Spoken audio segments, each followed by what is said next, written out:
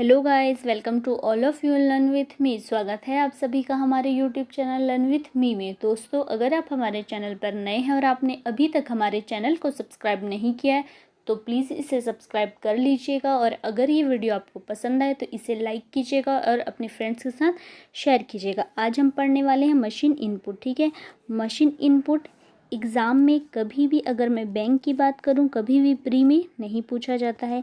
Mains के exam में हमेशा ये पूछा जाता है, वो भी 5 मार्क्स का। ठीक है, प्री के एग्ज़ाम में कभी भी नहीं पूछा जाएगा। ठीक है, ये किसका चैप्टर है, ये सिलेबस किसका है, मेंस का। ठीक है, ये हमेशा मेंस में 5 मार्क्स का पूछा जाएगा। ठीक है, हम इसका आज सिर्फ बेसिक क्लियर करेंगे, फिर क्वेश्चन हम डिस्कस करते जाएंगे। ठीक है, जिससे आप लोग को ये मशीन इनपुट बेहतर समझ आएगा। ठीक है, अगर मैं मशीन इनपुट की बात करूं तो मशीन इनपुट कितने टाइप के होते हैं, 2 टाइप के होते हैं। ठीक है, सबसे पहले आता है हमारा अरेंजमेंट बेस्ड। ठीक है, अरेंजमेंट बेस्ड पूछा जाएगा और दूसरा पूछा जाता है शिफ्टिंग बेस्ड। ठीक है, 2 पूछा जाएगा, एक अरेंजमेंट और दूसरा शिफ्टिंग।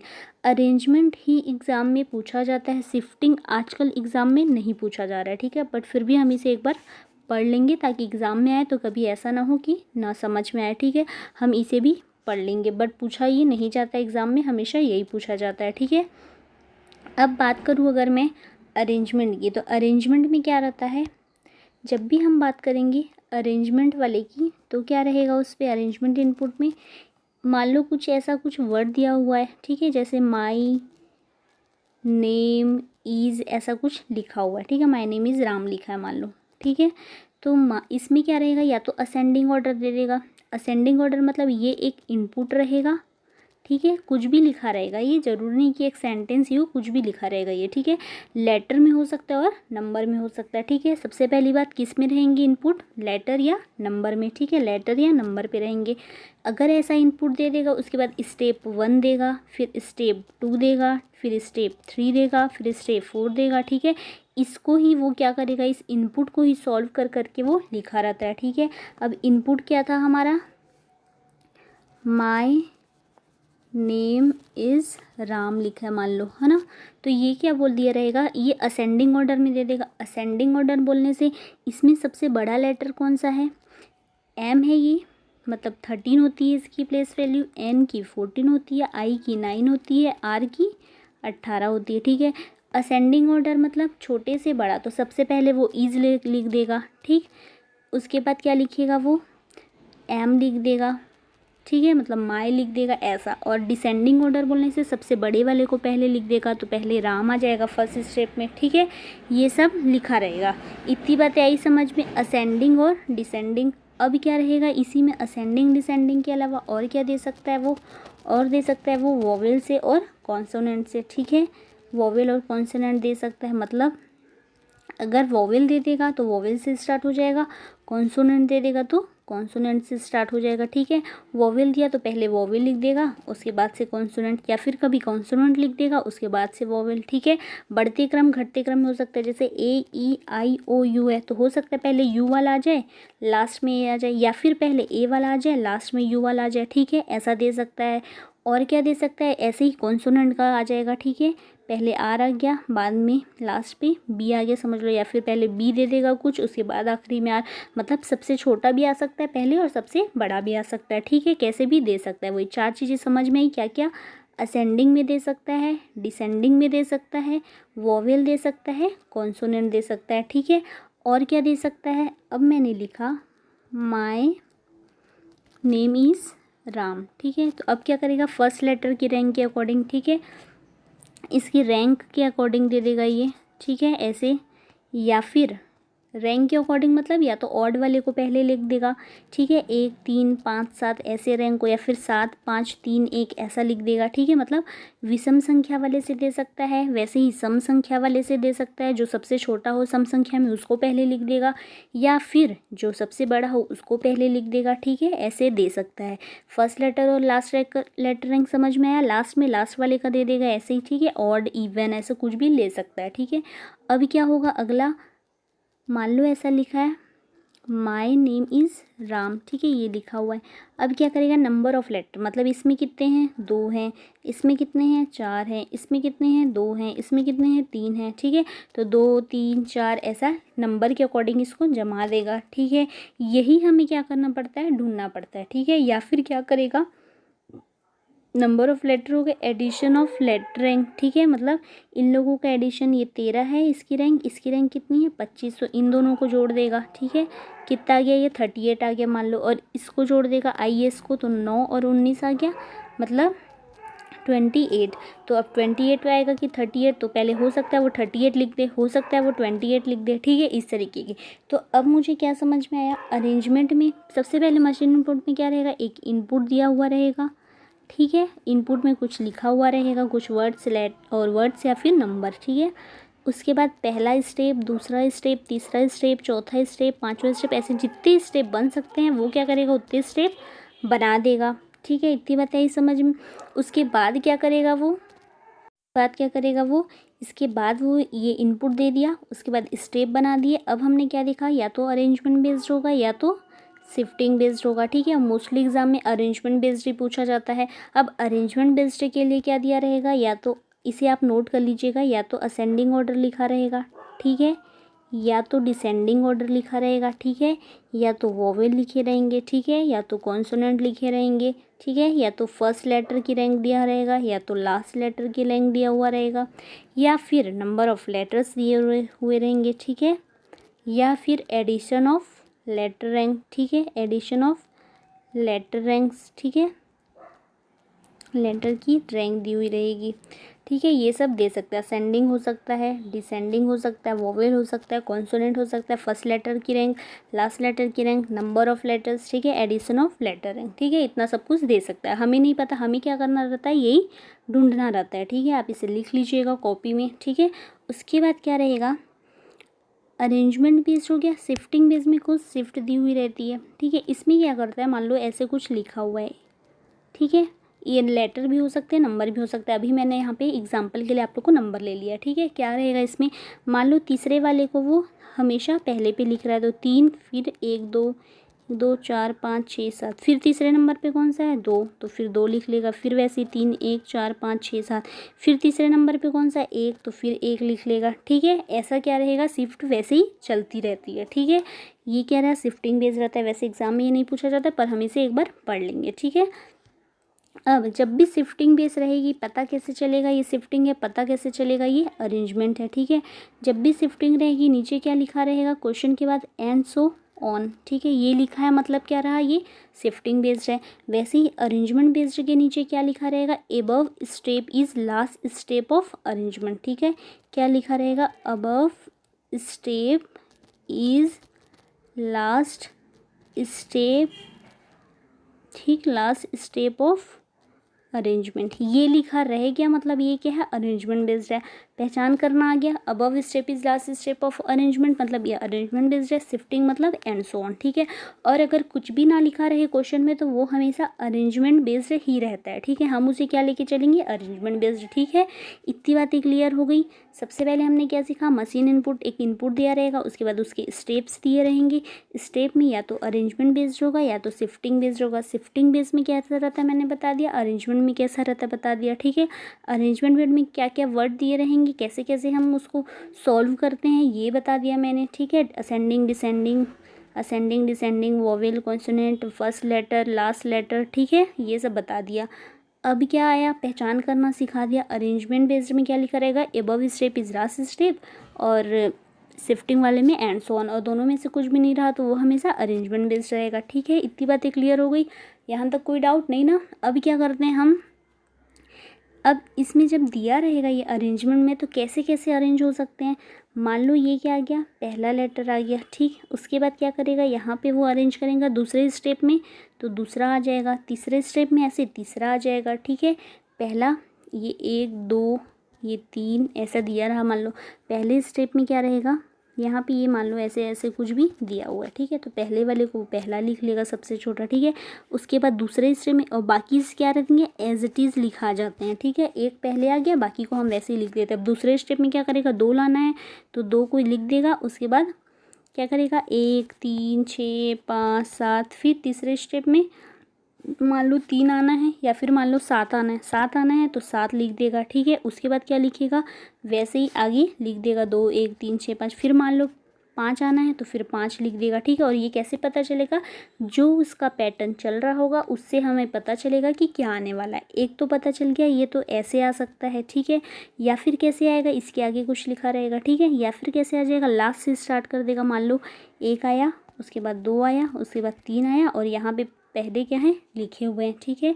बाद में नहीं लिखाते जाएगा, यहाँ पे कुछ सेंटेंस है, उसके बाद पहला लिख दिया, फिर यहाँ पे लिखा, फिर पहले के बाद दूसरा आ गया, फिर यहाँ पे कुछ लिखा, पहला दूसरा तीसरा आ गया, ठीक है। और क्या हो सकता है, मान लो यहाँ पे 1 आया, उसके बाद इस तरफ ले लिया दूसरा, फिर ये तीसरा, ऐसे, ठीक है। ऐसा आ सकता है। या फिर कैसे आ सकता है, मान लो 1 इधर लिखा तो दूसरा इधर लिख दिया, तीसरा इधर लिखा तो चौथा इधर लिख दिया, ठीक है। या फिर 1 इधर लिखा, 2 इधर लिखा, अब क्या करेगा, 3 को अंदर लिख लिया, 4 को अंदर लिख लिया, ठीक है। कुछ भी पैटर्न हो सकता है। अब इतना तो मैंने बता दिया, हो सकता है कि आप लोगों को ये समझ अभी ना आया हो, ठीक है। अब क्या करेंगे, समझ कैसे आएगा ये, जब हम क्या करेंगे, क्वेश्चन सॉल्व करेंगे, जब हम क्या करेंगे, इनपुट डिस्कस करेंगे, ठीक है। इसे मशीन इनपुट कहा जाता है, इसलिए क्योंकि ये एक इनपुट दिया रहता है, उसके बाद उसके स्टेप दिए रहते हैं, हमको क्या करना पड़ता है, उसको सॉल्व करना पड़ता है, ठीक है।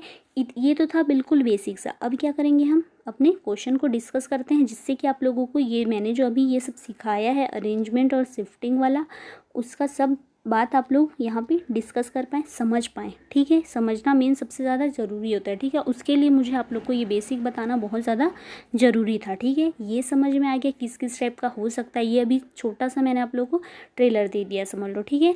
अभी क्या करते हैं, हम क्या करते हैं, क्वेश्चन की तरफ चलते हैं, इनपुट की तरफ उसको देखते हैं, ठीक है। तो इनपुट ये रहा, एक इनपुट लिखा हुआ है यहाँ पे, Ram my together boy cat watch, ठीक है। ये क्या है, इनपुट दिया हुआ है। एग्जाम में ऐसा ही आएगा, पहले एक इनपुट लिखा रहेगा, उसका स्टेप दिया रहेगा, ठीक है। तो हम क्या करेंगे, अब हमें क्या करना है, इसे पहचानना है, ठीक है। कैसे पहचानेंगे, Ram my together boy cat watch लिखा हुआ है, ठीक है। सबसे पहले स्टेप में आप देख सकते हैं क्या लिख दिया है, वॉच। अब वॉच कहाँ से आया, इसमें एक आ गया है राम, एक आ गया है माय, एक आ गया है टुगेदर, ठीक है। अब एक क्या आया, बॉय, फिर एक क्या आया, कैट, उसके बाद क्या आया, एक वॉच, ठीक है। अब इसने लिखा क्या है, सबसे पहले क्या लिखा है इसने, वॉच को ही लिख लिया, ठीक है।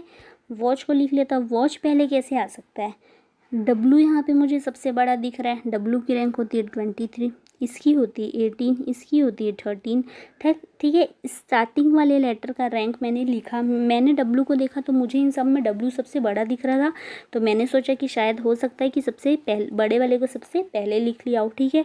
18 13 22 और ये 3। अब सबसे पहले मैंने पहले स्टेप में देखा 23 है, तो हो सकता है कि 23 सबसे पहले हो, उसके बाद इससे छोटा वाला हो, इससे छोटा क्या जाएगा 18 या 20, तो 20। अगर स्टेप सेकेंड स्टेप में क्या रहेगा, 23 के बाद 20 है, मतलब क्या जाएगा, ये ऐसे ही जाएगा, ठीक है। तो मैं सेकेंड स्टेप में देख सकती हूँ, वॉच के बाद क्या है, टुगेदर, मतलब बिल्कुल सही। अब टुगेदर के बाद राम आना चाहिए, राम है क्या थर्ड स्टेप में, टुगेदर के बाद बिल्कुल राम है, मतलब ये क्या चल रहा है, 23 20 18 13 3 और 2, ठीक है। हम इसे कब तक सॉल्व करते हैं, जब तक कि ऐसा पूरा अरेंजमेंट ना हो जाए, ठीक है। पहले दिया था Ram my together boy cat watch, तो हमने सबसे पहले क्या किया, वॉच लिख लिया, ठीक है। उसके बाद बाकी सारे वाले को हमने क्या किया, राम को लिख लिया, माय को लिख लिया, टुगेदर लिख लिया, कैट लिख लिया, ठीक है, बॉय लिख लिया, कैट लिख लिया, ठीक है, इतना लिख लिया। वॉच नहीं आएगा, क्यों, क्योंकि वॉच पहले आ चुका है, ठीक है। दूसरे स्टेप में क्या किया इसने, वॉच तो एज इट इज़ है, ठीक है, पहले नंबर क्या आ गया, वॉच लिख लिया। अब दूसरे पे क्या किया इसने, दूसरे नंबर वाला लिख लिया, मतलब कैसे चल रहा है, 1 2 3 4 5 6 ऐसा चलेगा, ठीक है। वॉच लिखा, उसके बाद क्या आना था, सॉरी टुगेदर आना था, उसके बाद 18 आना था, तो ये टुगेदर आ गया, ठीक है। बाकी सबको एज इट इज़ लिख लिया, फिर वॉच आ गया, टुगेदर आ गया, उसके बाद क्या आ गया, राम आ गया, ठीक है। अब यहाँ से हम देख सकते हैं इस थर्ड स्टेप से कि क्वेश्चन में थर्ड स्टेप में क्या लिखा है, वॉच टुगेदर राम लिखा है, उसके बाद क्या आना चाहिए था, माय आना चाहिए था, और माय जो जमा ही हुआ है पहले से राम के बाद, तो इसे जमाने की ज़रूरत नहीं है, ठीक है। तो हम ऐसे ही कर दिए, अब क्या लिखा था सेकेंड स्टेप में, बॉय बचा और कैट बचा। तो अब क्या आएगा, बॉय के बाद कैट आएगा कि कैट के बाद बॉय आएगा, कैट के बाद बॉय आएगा। तो हम क्या करेंगे, इसे सुधार लेंगे, पहले कैट लिखेंगे उसके बाद बॉय लिखेंगे। क्या समझ में आया, एक एक करके लाइन से लिखते जाना है, ठीक है। और पहला आ गया, फिर दूसरा आ गया, तीसरा आ गया। मान लो तीसरे के बाद डायरेक्ट चौथा दिया हुआ है, ये पहले से जमा हुआ है, तो हम क्या करेंगे, ये पहला स्टेप गिनेंगे, ये दूसरा स्टेप गिनेंगे, ये दोनों एक साथ जमे हुए हैं तो इसे तीसरा ही गिनेंगे, ठीक है। अगर ऐसा रहता तब हम इसे चौथा गिनते, जब तीसरा और चौथा ऐसे जमाते, तो ठीक है। ये पहले से जमा हुआ रहेगा तो हम इसे नहीं गिनते हैं, ठीक है। इतनी बात आई समझ में। अब चलते हैं हम क्वेश्चन की तरफ। इस क्वेश्चन को सॉल्व करेंगे तो आप लोग को और ज़्यादा समझ में आएगा, ठीक है। क्वेश्चन ये रहा, क्या लिखा है, me got to rate him next, ठीक है। क्या लिखा है, me got to rate him, और ये क्या है, नेक्स्ट, ठीक है। ये लिखा हुआ है। अब मैंने देखा अभी इसमें सबसे पहले क्या आएगा, इसकी रैंक है 13, इसकी रैंक है GH, ठीक, 7 8, घर मैंने सिखाया था आप लोग को इसे, T 20, R 18, H 8, N 14।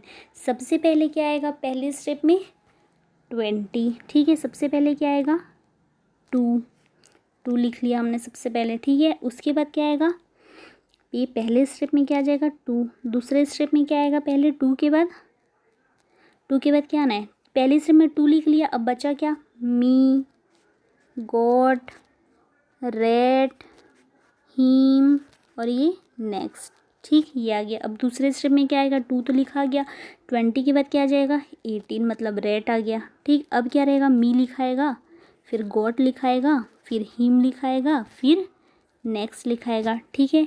अब तीसरे स्टेप में क्या लिखाएगा, ये दोनों हो चुके हैं, ठीक है, ये दोनों हो चुके हैं। अब क्या लिखाएगा, 14 वाला लिखाएगा, नेक्स्ट वाला, ठीक है। ये 8 और हिम को मैं इधर लिख लेती हूँ, 8 और ये हिम, ठीक है। मी गॉट हो गया है, 2 रेट हो गया है। अब क्या लिखाएगा, तीसरा मी नेक्स्ट लिखाएगा, ठीक है। 14 है क्योंकि इसका, तो 2 रेट फिर नेक्स्ट आ गया, ठीक। अब क्या बचा, 2 रेट और नेक्स्ट हो गया, क्या बचा, मी गॉट हिम, ठीक है। नेक्स्ट भी लिखा चुका है। अब क्या लिखाएगा, चौथे स्टेप में क्या लिखाएगा, नेक्स्ट हो गया, एन के बाद क्या आएगा, मी आएगा, तो मी तो नेक्स्ट के बाद मी है ही। उसके बाद क्या आना चाहिए, जी और एच है, क्या आना चाहिए, 7 और 8 में से 8 आना चाहिए, पर यहाँ पे तो जी लिखा है मतलब 7 लिखा, तो हम क्या करेंगे, 8 लिखेंगे, ठीक है। इसे मैं हटा देती हूँ लाइन को, ताकि हम अच्छे से इसे समझ पाएँ, ठीक। अब क्या रहेगा, 7, और मी पहले से लिखा हुआ था तो हमें इसे जमाने की ज़रूरत है क्या, बिल्कुल नहीं, क्योंकि ये तो पहले से यहाँ पे लिखा हुआ है थर्ड स्टेप में, ठीक है। अब क्या करेंगे, हम 2 लिखे, फिर रेट लिखे, फिर नेक्स्ट लिखे, फिर क्या करेंगे, ये इसका है, ठीक है। नेक्स्ट के बाद मी लिखा हुआ था, अब क्या करेंगे, हम हिम लिख देंगे, उसके बाद गॉट लिख देंगे, ठीक है। तो ये क्या रहेगा, हमारा पूरा जम गया, ठीक है। ये क्या बन गए, हमारे 4 स्टेप बने, इसमें हमने सिर्फ जमा लिया इसको और लिख लिया। कैसे लिखा, सबसे पहले आया हमारा सबसे बड़ा वाला लेटर T, उसके बाद आ गया R, उसके बाद आ गया N, उसके बाद आ गया M, फिर H, फिर G, ठीक है। ऐसे हमने घटते क्रम में जमा लिया। तो ये था हमारा एक क्वेश्चन दिया हुआ था इनपुट, उसके स्टेप लिखे हुए थे, ठीक। उसके आधार पे क्या था, एक क्वेश्चन इनपुट का दे दिया रहा। अब ये नीचे क्या क्या है, उससे रिलेटेड क्वेश्चन पूछ लिया, ठीक है। तो अब हमें क्या करना है, इसे हमने बना लिया, इनपुट के बेस पे हमने इसे सॉल्व कर लिया। अब क्या करेंगे, हम इससे आंसर निकालेंगे, ठीक है। तो पहला क्वेश्चन आप देख सकते हैं क्या लिखा हुआ है, how many steps are required for the final arrangement, मतलब कितनी स्टेप्स की ज़रूरत है फाइनल अरेंजमेंट के लिए। तो हमने देखा 1 2 3 4, हमने कितने स्टेप बनाए, तो 4। तो पहले का आंसर क्या आ जाएगा, 4, ठीक है। अब दूसरे का आंसर क्या आएगा, दूसरा क्वेश्चन क्या पूछ रहा है, which step will be third step of arrangement. आपको एग्जाम में 5 ऑप्शन दे दिए रहेंगे और कुछ भी ऐसे स्टेप लिख दिए रहेंगे, ठीक है। तो आप लोग को जो थर्ड स्टेप लिखा हुआ है उसे ही क्या करना होगा, टिक कर देना होगा, ठीक है। थर्ड स्टेप मतलब 2 रेट नेक्स्ट मी गॉट हिम, ऐसा जहाँ पे भी लिखा हुआ दिख गया वही आपका क्या हो जाएगा, आंसर हो जाएगा, ठीक है। तो थर्ड स्टेप हमें जिस भी ऑप्शन पे लिखा हुआ दिख गया वो क्या रहेगा, हमारा आंसर हो जाएगा, ठीक है। और क्या पूछ सकता है, which element will be fourth element from the right in step second. क्या बोल रहा है, ये कौन सा ऐसा एलिमेंट है जो स्टेप 2 में, मतलब अब बात हो रही है इसी स्टेप की, ठीक है। स्टेप 2 में क्या किया है, जो राइट साइड से चौथा हो, ये राइट साइड से पहला, ये राइट साइड से दूसरा, ये राइट साइड से तीसरा, ये राइट साइड से चौथा, कौन सा है? मी। तो तीसरे का आंसर क्या आ जाएगा? मी। ठीक है, ये आज हमने ये डिस्कस किया। इसका एक होमवर्क मैं आपको दे देती हूँ इसी स्टेप का, ये इसी इनपुट का। ये रहा, ये एक इनपुट लिखा हुआ है, इसमें क्या करना है आप लोग को, इन्हीं क्वेश्चन को पहले आप इनपुट लिखा हुआ है, इसका आप स्टेप बना लेना, जितना स्टेप बन रहा है फिर इन्हीं क्वेश्चन पे उसको लगा के देखना। ठीक है, ये रहा आज का क्लास। इसमें हमने आज क्या डिस्कस किया? सिर्फ बेसिक डिस्कस किया और एक छोटा सा एक क्वेश्चन डिस्कस किया, ट्रेलर सिर्फ। ठीक है, ये आज मैंने अभी सिर्फ आप लोग को सिर्फ बेसिक समझाया। ठीक है, इसके बाद जब हम क्वेश्चन की प्रैक्टिस करेंगे तो उससे आप लोग को और ज़्यादा समझ आएगा कि क्वेश्चन किस तरीके से एग्ज़ाम में पूछे जा सकते हैं। ठीक है, इतनी बात आई समझ में। अब हम क्या करते हैं, यहाँ पे क्लास को एंड अप करते हैं। अगर आप लोग के लिए वीडियो हेल्पफुल है तो प्लीज़ इसे मैक्सिमम शेयर कीजिएगा और ज़्यादा से ज़्यादा लोगों को जोड़ने की कोशिश कीजिएगा। ठीक है, हम बिल्कुल बेसिक से पढ़ रहे हैं। ठीक है, अभी हमने सिर्फ यही डिस्कस किया कि किस टाइप का क्वेश्चन पूछा जा सकता है, कैसी कैसी अरेंजमेंट हो सकती है, हम कैसे पहचानेंगे कि अरेंजमेंट वाला है। ठीक है, और किस किस तरीके से क्वेश्चन पूछा जा सकता है। ठीक है, ये हमने देख लिया। अब हम क्या करेंगे, अगली क्लास में सिर्फ क्वेश्चन लेके आएंगे, इनपुट को हम सॉल्व करना सीखेंगे। ठीक है, पहचानना सीखेंगे कि इसमें कैसा पैटर्न चल रहा है। ठीक है, पैटर्न पहचानना हम सीखेंगे। ठीक है, मशीन इनपुट में सिर्फ यही रहता है कि एक इनपुट दिया रहता है, उसके स्टेप दिए रहेंगे। ठीक है, इन्हीं स्टेप्स के आधार पे हमें एक क्वेश्चन दिया रहेगा इनपुट, उसे हमें सॉल्व करना पड़ता है। ठीक है, बाकी कुछ नहीं है। ये पूरा लॉजिकल बेस रहता है कि इसमें क्या दिया हुआ है, क्या पैटर्न चल रहा है, बस वही हमें पहचानना रहता है। ये अगर क्लिक कर गया एग्जाम में तो हम इसे एक बार में सॉल्व कर जाते हैं और 5 मार्क्स हमें मिल जाते हैं। ठीक है, तो चलिए क्लास को एंड अप करते हैं। Till then keep learning, keep practising. Thank you and bye bye.